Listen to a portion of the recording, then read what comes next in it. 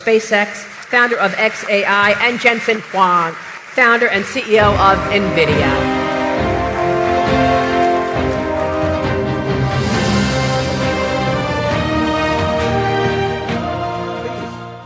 Please have a seat. Now I'm sure we can do a bigger round of applause for one of the greatest two leaders of our history.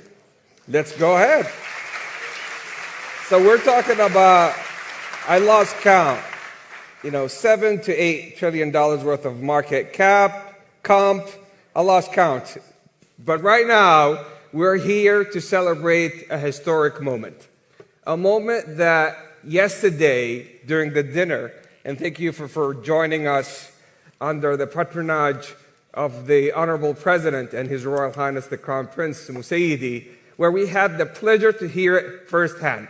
This is the greatest alliance between the Kingdom of Saudi Arabia and the United States, where we have joined hands and you have helped us build our energy-based economy, fueling and energizing the industrial age, and now fast forward, going to the intelligence age, where we can fuel AI factories, robotics, AVs, and all of the rest. Speaking of that, let's start with you, Elon, if you don't mind, Jensen. Feel free to chime in. You have a big fascination of something all of us have admired, first-order thinking, which Jensen sometimes calls first-order scaling, which is an opportunity for how you have dropped the cost of batteries from 1,000 for kilowatt hour to sub $100. And right now you're doing the same thing with robotics for actuators with servo rotors and motors. So I want to hear from you, how do you manage to always disrupt every single industry with that thinking? Well, it's mostly not disruption, it's creation. So with, say, SpaceX, with reusable rockets, there really weren't any reusable rockets. But the essence of revolutionizing space travel is reusability. If you throw the rocket away every time, the cost of access to space is extremely high. With respect to electric cars, there weren't any electric cars when we started making them, really. You couldn't buy any, to the best of my knowledge. So with Tesla, we wanted to make electric cars compelling and affordable. That was the goal. With respect to humanoid robotics, there are no useful humanoid robots at this point. There are sort of gimmicks, but there are no actually useful humanoid robots. And I think Tesla's going to make the first actually useful humanoid robots. And this will be quite a revolution, and I think something that everyone will want. Because I always think of who wouldn't want their own personal C-3PO R2-D2? Oh yeah? Of course, everyone would want one, right? And then there would be many in industry providing products and services. This is why I say that humanoid robots will be the biggest industry, or the biggest product ever. Bigger than cell phones or anything else, because everyone's going to want one, and or maybe more than one, and there'll be many in industry. I just want R2-D2 in C-3PO's body. Yeah. There you go. Well, a humanoid robot would be better than R2-D2 and C-3PO combined times 10. Yeah. So people often talk about sort of eliminating poverty and that kind of thing, but really how long have they been talking about that? There's lots of talk. There's lots of NGOs sort of trying to do these things, but really not succeeding. The evidence speaks for itself. But AI and humanoid robots will actually eliminate poverty. And Tesla won't be the only one that makes them. I think Tesla will pioneer this, but there will be many other companies that make humanoid robots. But there is only basically one way to make everyone wealthy, and that is AI and robotics. And we can't talk about robotics without AI factories. And yesterday was such a historic day for the two nations, but also for all of us, where we celebrate the AI strategic partnership with the US, signed, witnessed by the Honorable President and His Royal Highness, about how we are committing our capital, energy, land to energize the AI US ecosystem to be able to build inference nodes, training nodes, and to be the most AI-enabled nation.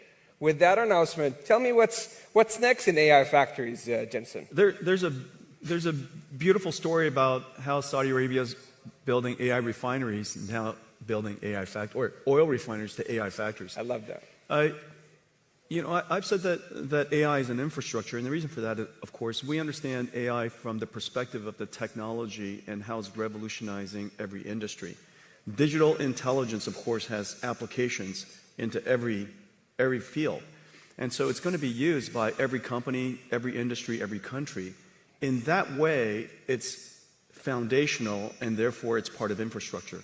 What is new about AI from a computer science perspective is that the way computing was done in the past was largely retrieval-based computing. Mm-hmm. Somebody typed in a story, or somebody created a piece of art, or came up with 4 versions of a digital ad, or it's all pre-built by somebody, which is then using a system to retrieve the appropriate version for you. It's a retrieval-based computing model. Hadoop and many of the frameworks and operating systems of the past, all designed to retrieve the appropriate information for you. But today, software is going to be generated in real time. It's generative. Based on the context, based on the circumstance, based on who you are, based on the problem you asked, based on your prompt, it will generate unique content for you. Every single time, for everybody, it's unique. When you use Grok, every time you use it is different. Just based on the based on the prompt that you give it, and based on the circumstance, and so therefore, it used to be retrieval based. Today, it's generative, and if it's generative, then and every time is different, then you need AI factories all over the world to generate the content in real time, which is the reason why you need AI factories. And this is a unique way of doing computation, but the benefit, of course, is that everything isn't preconceived and pre-documented, and it's contextually sensible and therefore intelligent. So AI factories and robotics, and we heard it yesterday from His Royal Highness, his vision, how to augment our workforce with roughly tens of millions of robotics to be able to infuse the next wave of productivity and progress. But this scares a lot of folks here when it comes to the future of jobs. So let's hear about your thoughts, Elon and Jensen, on that. Sure. Well, if you say, like, in the long term, where will things end up? Long term, I don't know what long term is. Maybe it's 10, 20 years, something like that. For me, that's long term. My prediction is that work will be optional. Optional. Optional. So we'll take that. Yeah. I mean, it'll be like playing sports or a video game or something like that. If you want to work, in the same way, like you can go to the store and just buy some vegetables, or you could grow vegetables in your backyard. It's much harder to grow vegetables in your backyard, but some people still do it because they like growing vegetables. That will be what work is like, optional. Now, between now and then, there's actually a lot of work to get to that point. Mm-hmm. I always recommend people read Ian Banks' culture books to get a sense for what a probable positive AI future is like. And interestingly, in those books, money is doesn't exist. It's kind of interesting. And my guess is, if you go out long enough, assuming there's a continued improvement in AI and robotics, which seems likely, the money will stop being relevant at some point in the future. Now, there will still be constraints on power, like electricity and mass. The fundamental physics elements will still be constraints. But I think at some point, currency becomes irrelevant. Jensen, any thoughts? By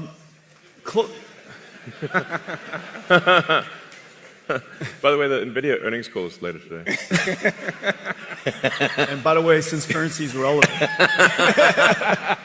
Cheers. Elon just wants share with you some breaking news.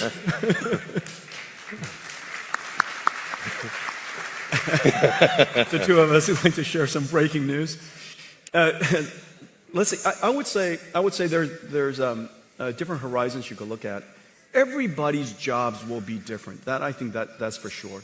How the students learn will be different. How people do their work will be different, obviously, because a lot of the things that we do mundanely or arduously or very difficultly are going to be done very simply. And so we're going to be more productive from that sense.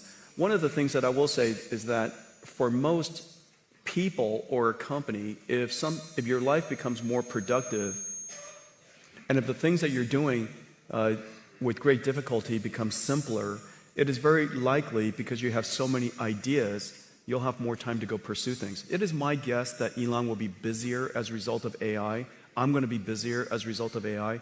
And the reason for that is because we have so many ideas we want to pursue, so many things that we still have in our backlog inside our company that we can go pursue. If we were more productive, we can get to those things faster.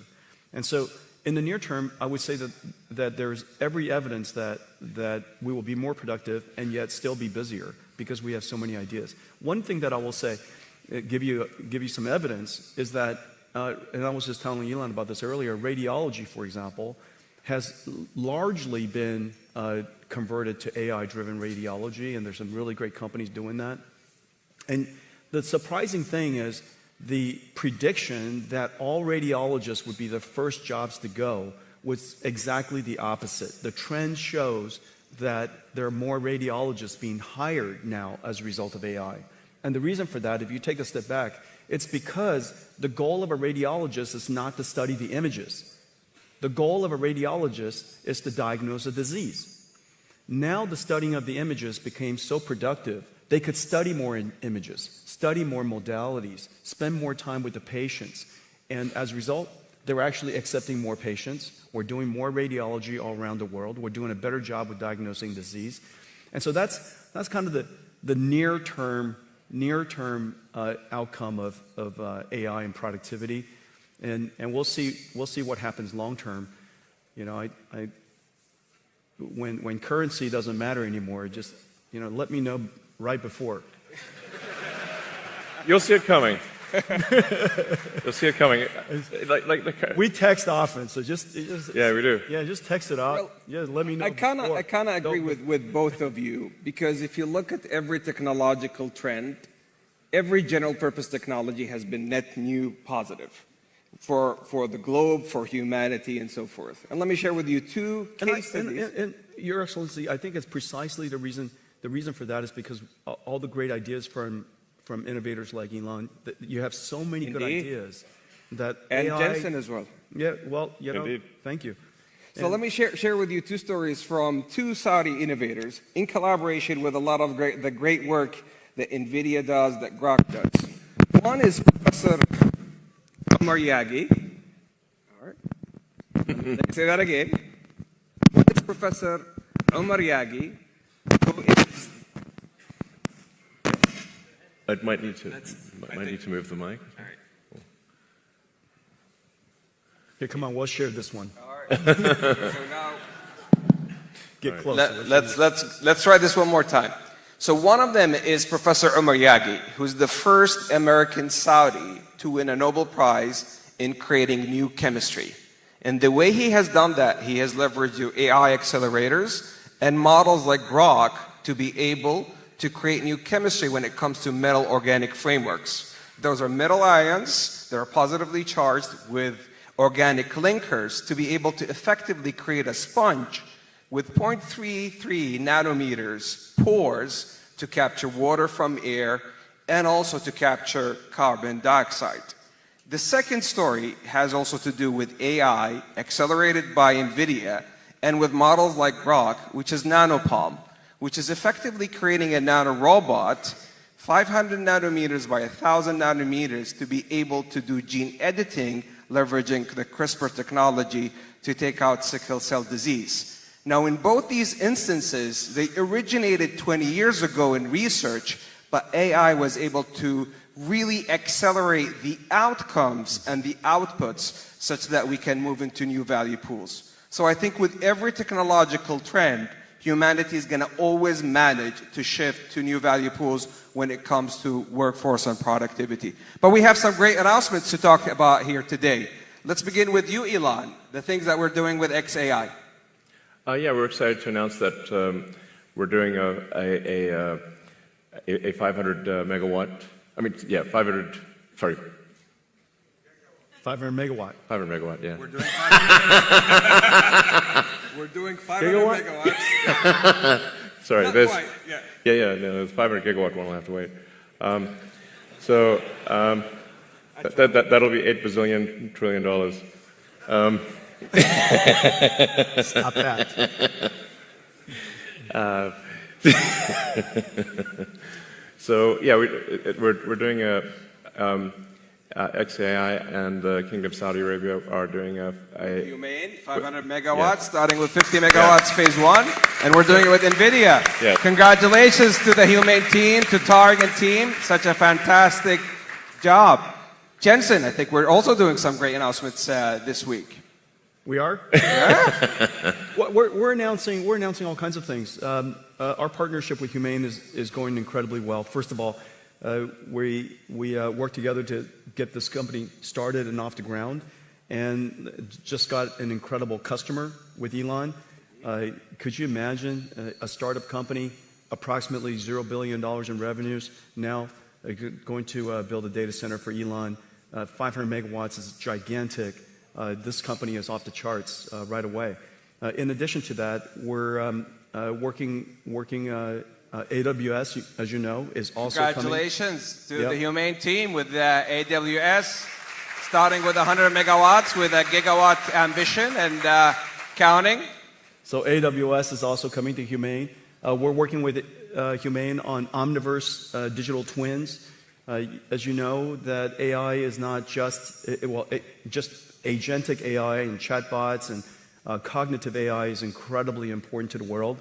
But AI applies to everything: chemicals and proteins and genes and physics and fluid dynamics and particles, and of course robotics and activation.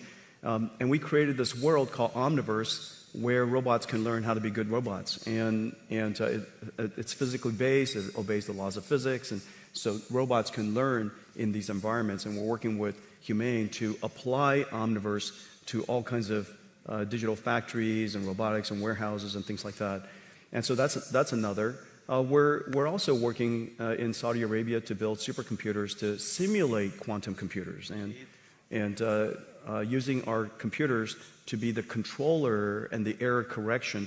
Quantum error correction requires an enormous amount of computation, and so we're doing a lot of great work there too. So a big partnership with Humane. They're off the charts, off the ground and off the charts at the same time. This is how we walk the talk in the Kingdom of Saudi Arabia in partnership with the US. Yesterday, the President and His Royal Highness announced the AI strategic framework and partnership.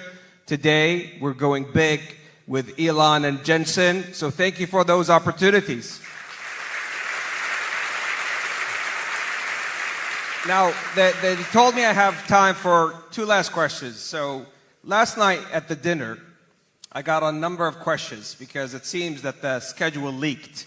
And everybody was giving me hints about the last two questions I'm going to do. So the first one was for you, Elon. And there's a big one for you, Jensen. So prepare for that one. AI in space, is that possible? Yes. If civilization continues, which it probably will, then AI in space is inevitable.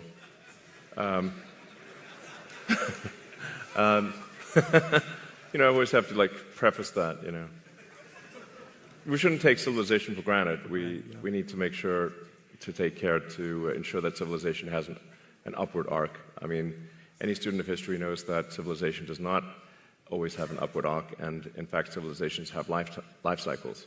So hopefully we are in a strong upward arc. I think we are for now, but we don't want to take that for granted or be complacent. But the way to think of AI in space is that in order to achieve any meaningful percentage of a Kardashev 2 scale civilization, where you're using even a millionth of the sun's energy, you must have solar-powered AI satellites in deep space. So that once you realize, like, once you think in terms of a Kardashev 2-scale civilization, which is what percentage of the sun's energy are you turning into useful work, then it becomes obvious that space is overwhelmingly what matters. Overwhelmingly, the sun only receives roughly 1/2 billionth of the Earth only receives roughly 1/2 billionth of the sun's energy. So if you want to have something that is, say, 1,000,000 times more energy than Earth could possibly produce, you must go into space. So this is where it's kind of handy to have a space company, I guess. Sell the book. Easier to cool chips in space, too. Yes. Easier to cool chips in space. Yeah. Yes, there's definitely no water in space, so you're going to have to do something that doesn't involve water. Just hang out. Well, you just got to radiate. That's right. So my estimate is that actually that the cost of electricity, like the cost effectiveness of AI in space will be overwhelmingly better than AI on the ground. So long before you exhaust potential energy sources on Earth, long before, meaning, like, I think even perhaps in the 4 or 5 year time frame, the lowest cost way to do AI compute will be with solar-powered AI satellites. So I'd say not more than 5 years from now. Wow. And just look at the supercomputers we're building together. Let's say each one of the racks is 2 tons. Out of that 2 tons, 1.95 of it is probably for cooling. Right. Just imagine how tiny that little supercomputer is, right? Each one of these GB300 racks will just be a little tiny thing. And just electricity generation is already becoming a challenge. So if you start doing any kind of scaling for both electricity generation and cooling, you realize, okay, space is incredibly compelling. So, like, let's say you wanted to do, I don't know, 200 or 300 gigawatts per year of AI compute. It's very difficult to do that on Earth. The U.S. average electricity usage, last time I checked, was around 460 gigawatts per year average usage. So something like, say, if you're doing 300 gigawatts a year, that would be like 2/3 of U.S. electricity production per year. There's no way you're building power plants at that level. And then if you take it up to, say, 1 terawatt per year, impossible. Like, you have to do that in space. There just is no way to do 1 terawatt per year on Earth. And in space, you've got continuous solar. You've got you actually don't need batteries because it's always sunny in space. That's right, exactly. And the solar panels actually become cheaper because you don't need glass or framing, and the cooling is just radiative. So that's why I think that's the dream. Yes, that's the dream. So Jensen, everybody last night was asking me, and I'm mindful it's earnings call for you today. So I'm going to say this delicately. Everybody has been asking me to ask you, are we going to have an AI bubble? That's the last question. All right, no. All right, let me just tell you what we see. Okay, so I think it's really important when you look at what's happening around the world and go back to first principles of what's happening in computer science and computing. There are 3 things that's happening. The first thing is that we all know that Moore's law has run its course, and the amount of demand for computing versus the amount of computation we can get out of general purpose computing is really challenging. And so the world's been moving to accelerated computing for some time. We've been pushing this now for over 20 years. Let me give you one statistic. I was just at supercomputing. 6 years ago, CPUs were 90% of the world's supercomputers, top 500 supercomputers. 6 years ago. This year, less than 15%. Went from 90% to 10%, and meanwhile, accelerated computing went from the other way, 10% to now 90%. Okay, so you're seeing that inflection point, the transition in high-performance computing from general-purpose computing to accelerated computing. Well, one of the most intensive computation things that the world does in cloud is data processing. Several $100 billion of computation is done on just raw data processing. It has nothing to do with AI. Just SQL processing, data frames, everybody's names, address, their sex, their age, where they live, how much money they make. All of that sits into a data frame, and that data frame drives the world today, whether it's in banking or whether it's in credit cards or, of course, e-commerce and everything from ad recommendation. And everything is driven off of that data frame. That data frame costs hundreds of billions of dollars to go compute. And so that's the number one thing, end of Moore's law. The second thing is generative AI.